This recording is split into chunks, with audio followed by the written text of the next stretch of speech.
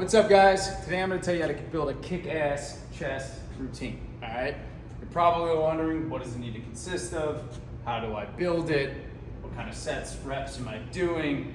All that stuff, okay? So we'll start from the top. At the most basic level, right? When we're talking about building a chest routine, we're talking about your compound movements, okay? So your press is like this. What that is doing and designed to do is build a thick chest, right? So in response to doing a press from any angle, incline or flat, you will be building the thickness of your chest. So for upper, right? So if you're targeting the upper chest here, which is a vital part of the program, incline, barbell, dumbbell incline. Tough to beat those two for developing the thickness of the upper chest. Okay, mid to lower, barbell bench press, dips. Tough to beat those two. Especially for translation to sport and things like that, okay? So on top of working the thickness, we wanna make sure we're working the width, okay? So we don't just want tits that are thick this way, we want them that look nice and thick connecting to our shoulder with those striations and everything you want here. So how we do that is we open it up with a fly movement, okay? There's various fly movements you can do, but we wanna make sure that we're targeting upper, so things like an incline fly press. I have other videos on that, check them out. Or mid and lower, dumbbell fly, or a cable crossover. Okay, so this motion here, creating the thickness and width of the chest. So the last piece a lot of people forget is expanding the rib cage, okay? So yes, we're talking about here, we're talking about widening here, but what about opening it up this way, building the serratus to support it, just like that, okay? So for those, I love dumbbell pullovers, okay? So this is the general overview of what you should include in a chest routine. Now how you build it is up to you, right? So for rep schemes and things like that, let's consider these are more compound and then these are more accessory, right? So for compound, we're really looking for strength gains and hypertrophy. So we want to sit in a range anywhere from, towards the strength end, 6 to 12 for the hypertrophy range. All right, how you build that out, you can check out how I do it in some of my programs.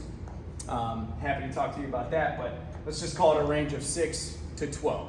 Sets, you want about 3 to 4 hard sets in that rep range, okay? That's gonna create the stimulus you want, not only for the hypertrophy and building up the chest, but for performance, right? So everybody wants a strong press, and it's vital to have in life, especially if you're playing sports. So if you're playing football or anything like that, you wanna make sure you have an explosive, strong press, okay? Now accessories, right? So the width and expanding the rib cage, really we're just looking for volume here and striation at the end of the day, right?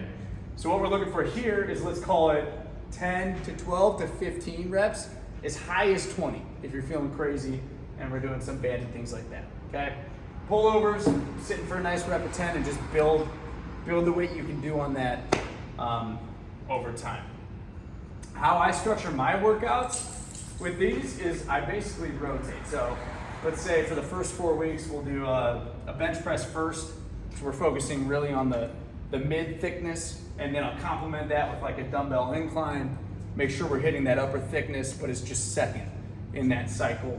And then I will counter that with a pull. So if I'm doing a flat bench, I like to counter that with a flat pull. It just works for me, gives you a nasty pump.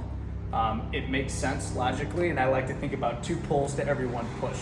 Just a general rule of thumb when programming and structuring your workouts, okay? As far as width goes, sometimes if we're doing an incline fly press, for example, which is a little bit heavier, okay, you'll do just that as a straight set. So you'll do 4 sets or whatever of 10 to 15, straight set. If I'm doing things like cable crossovers that are a little bit lighter, sometimes I'll superset that with expanding the rib cage, okay? So expanding, opening, and then expanding in one superset creates an awesome stimulus. So you can get creative. I just want to teach you what should be in your program, what reps and sets you should be doing for each, and then you kind of take it from there. If you don't have access to equipment, what's the most basic version of pressing? Push-ups, right? If you want to go for the upper chest, raise your feet up. Most basic version of width, get yourself some bands. Shout out to my boys at Bear Complex, they'll hook you up. Expanding the rib cage is kind of difficult to do without equipment, but you can always get on the wall and actually contract down like that if you need to. But that is a general overview of how I would construct a chest routine. Hopefully this helps you build the chest and upper body that you're looking to build. Thanks for your time. Enjoy.